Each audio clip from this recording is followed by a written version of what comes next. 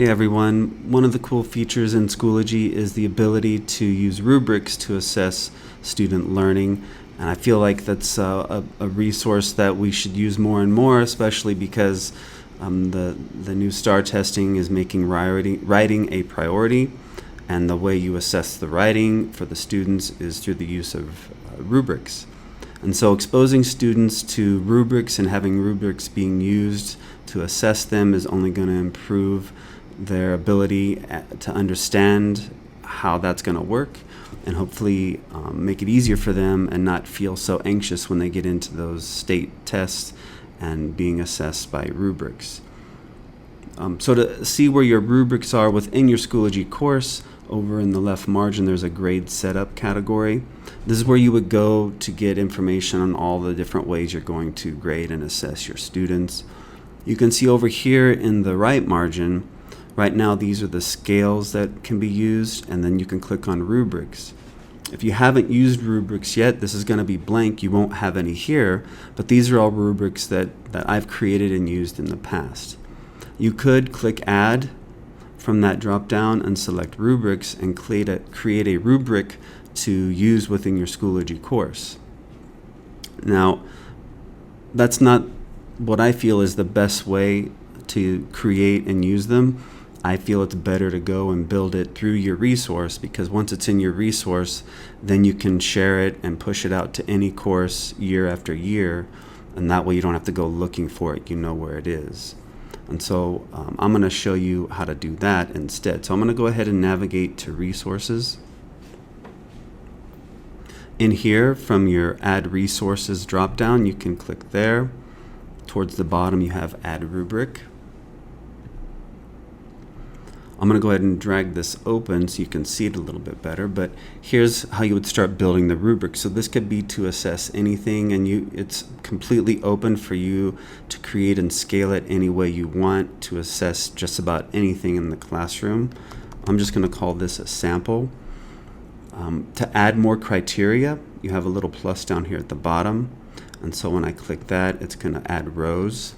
If you want to get rid of rows, you would come back over here to the far left and at the far right, and at the very right of that row there's a little X to click, and that will delete that entire row. Within each one, you can type the name of the criteria and add a description of what that criteria is assessing. And then for each of the grading scales here, you can leave it to have 1 through 4, or have it be 0 through 3. It's kind of up to you, and you can create the scale to be whatever you want. You could have the total points be worth 100, and so then you kind of divvy up those points so that the end points over here total to be 100. And you can change the naming for that scale to be whatever you would like it to be. A great thing about the rubric is that you can actually add learning standards. And so down here at the bottom there's a plus for learning objectives. Open that. You can go to your state standards and then Texas, and then depending on the level you teach and what subject, you can find all your student expectations within here. I'm just going to go in and pick a couple of standards to add, and then click add learning objectives. And so now you can see that it's added what that learning objective is automatically into my criteria, and then it's left that grading scale as it was for the other ones, but I can still go in and change that grading scale if I wanted to and adjust it. So let's say this one, I want to get rid of this and just have it be 432. All right, so you can kind of adjust that to be the way you want. Once it looks good, you just click create, and that's going to add that rubric to your resources. You can see it right here. And so now I'm able to add to any course and push it to any course that I want to, where I might want to be using it. I'm going to go ahead and push this one to my course that I was showing you. So now you can see that it's going to show up in that list of rubrics. So I'm pushing it to my sandbox course. I'm going to click add. And so now that's going to push that rubric to my course. if I go back to my course now, and I go back to that grade setup,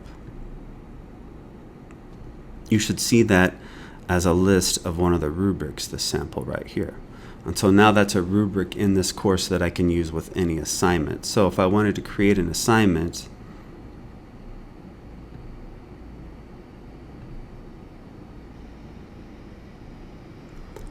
all you have to do now is go down to the Scale Rubric feature down here at the bottom, click that drop down, and you should now see all of those different rubrics that I've added to my course. And so I choose the one I want to have attached to this particular assignment. An important feature here is to click Show to your students.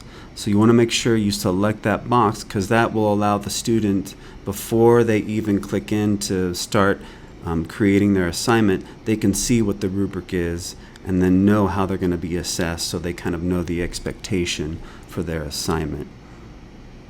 And so I hope you find this an easy intro into how to use rubrics, and that you have fun using it with your students.